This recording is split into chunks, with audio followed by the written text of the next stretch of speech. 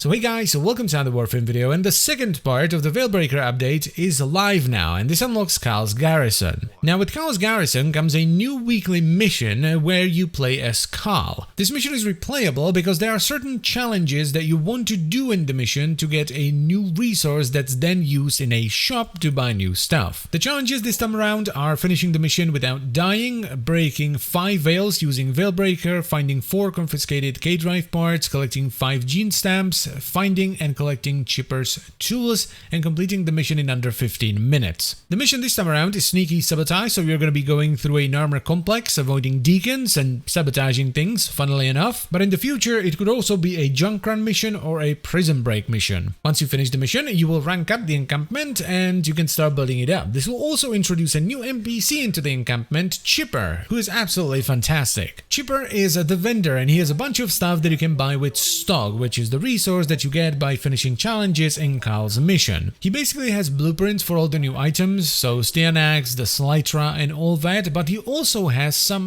new mods. First one is Archon Continuity, which gives you 55% ability duration and then makes it so that abilities that inflict toxin will also apply corrosive. Next is Archon Flow for 275% maximum energy and making it so that enemies killed by cold abilities have a 10% chance to drop an energy orb. Then there is Archon Vitality for 440% health, which also makes it so that whenever you apply a heat proc with an ability, it will be doubled. Next on the menu, we have Archon Intensify, which gives you 30% power strength, and restoring health with an ability will grant you 30% additional power strength for 10 seconds. And the final one is Archon Stretch for 45% ability range, which also restores 2 energy per second for 5 seconds whenever you deal electricity damage with an ability. After that, we have more blueprints for Stianax and his weapons, like the Aphentis for example. And to top it all off, you can also buy 1 Archon charge per week, which costs 90 stock, which is actually quite a bit, and there's an ephemera in there as well, the Fog of War ephemera, so some actual endgame in there too. The mission is interesting. I actually enjoyed it quite a bit. I purposefully stayed in the dark. I didn't want to know anything about it, so I was quite surprised that's how this is going to work, but it's pretty fun.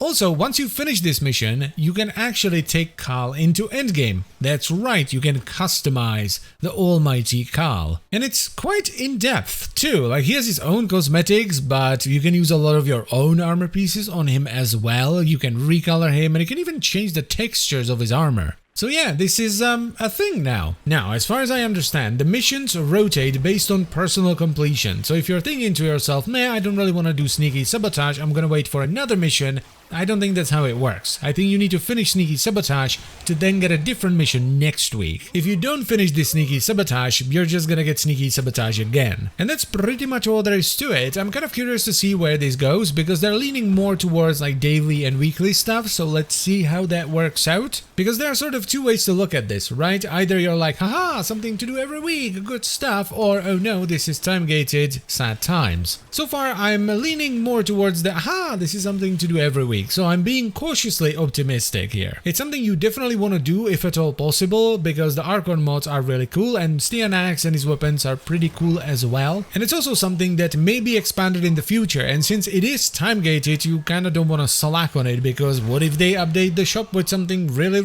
good and now you have to go through weeks and weeks and weeks of missions to finally get it. But anyway, that's it for the video, so I thank you very much for watching as always guys, and I'll see you next time. Bye bye.